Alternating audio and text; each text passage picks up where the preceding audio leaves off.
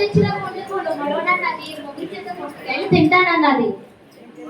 నాన్న నాకు ఒక కథ చెప్పవా? అబ్బా వెళ్ళి నీ అమ్మని అడగమ్మా, నాకు చాలా పని ఉంది. అమ్మా నాకు ఒక కథ చెప్పవా? నాన్న చెప్పమంటే పని ఉందన్నారు. అవునా, పని ఉందన్నాడు? అవునమ్మా. నాకు తెలుసు, ఎప్పుడు ఇంతే. సీఎం కూడా ఇంట్లో బిజీగా ఉండరు. నాకు వంటింట్లో పని ఉంది తల్లి, పోయి మీ నాన్నమ్మని అడుగు. మీ ఇద్దరు ఎప్పుడు ఇంతే, ఎప్పుడైనా పనుంది అని అంటారు. నానమ్మ నాకు కథ చెప్పవా నిన్నట్లాగా? నా బంగారు తల్లి, నా చిట్టి తల్లి, అలా పెరట్లోకి పోయి చెప్తాను పదమ్మా.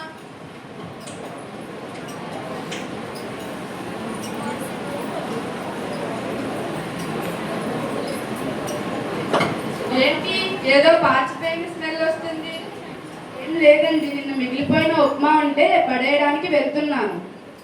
అంత ఎక్కువగా ఎందుకు చేస్తావే? మీకోసమే, తిని కలుస్తారని.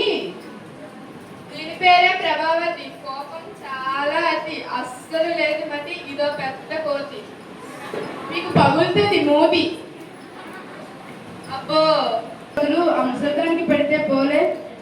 అత్తయ్య, ఓ అత్తయ్య, మీకోసమని ఉప్మా చేశాను, తినండి.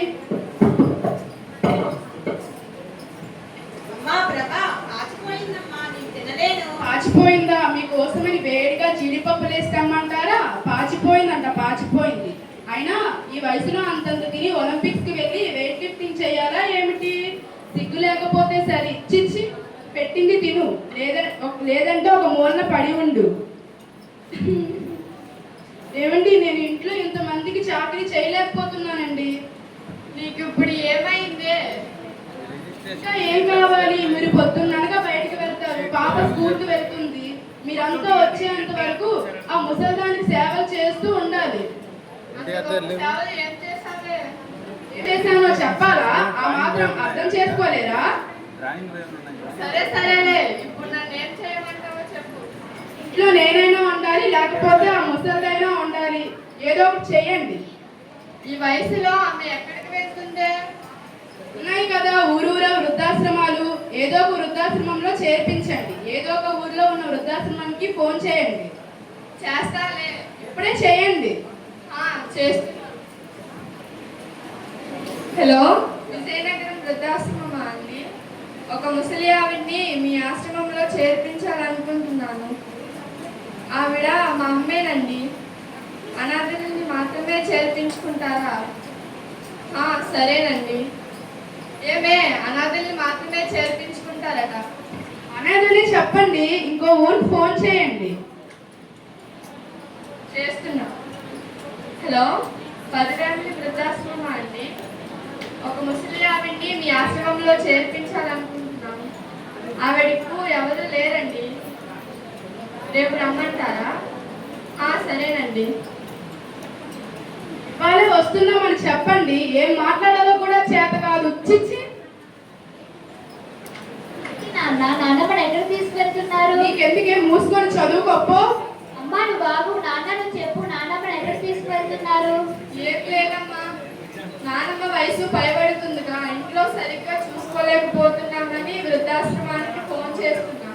అవునా? ఆ నెంబర్ నాకు కూడా ఇప్పుడు అయ్యాక నేను కూడా పంపిస్తాను. చూసారా ఏంటి ఎలా మాట్లాడుతుందో? అంతా ముసల్దాని దాడాపం వల్లే ఇలా తయారవుతుంది. అమ్మా నేను కొంచెం పాపమన్నాను కదా, ఇందాకలా కాచిపోయిన తిండి నాన్నమ్మకు పెట్టావు, అదేదో నువ్వు తినచ్చు కదా. పోనీ నాన్నకు పెట్టచ్చు కదమ్మా. నీకెందుకు నాన్నమ్మ అంటే ఇంత కోపం? అయినా నీ తెలివి ఏమైంది నాన్న? నువ్వు నన్ను చిన్నప్పుడు బాగా చూసుకున్నావా? నాన్నమ్మ కూడా నిన్ను అంతే బాగా చూసుకుంది కదా. అయినా మీకంటే నాన్నమ్మ నన్ను బాగా చూసుకుంటుంది. మిమ్మల్ని ఎప్పుడు అడిగినా పనుందని అంటారు, కానీ నాన్నమ్మ మాత్రం నాతో ప్రతిరోజు ఆడుకుంటుంది, పాటలు పాడుతుంది. నాన్నమ్మ వెళ్ళిపోతే నేను ఎవరితో ఆడుకోవాలి? అందుకే నన్ను కూడా నాన్నమ్మతో పాటు పంపించేయండి, మీరు హ్యాపీగా ఉండండి. అంత పెద్ద పెద్ద మాటలు మాట్లాడి మా మనసుని బాధపెట్టకు తల్లి. మరి నాన్నమ్మ బాధపడదా అమ్మా? నేను తెలుసుకున్నాను తల్లి, మమ్మల్ని క్షమించు. నన్ను కాదు, నాన్నమ్మ దగ్గరికి వెళ్ళి కాళ్ళ పడి క్షమాపణ అడగండి.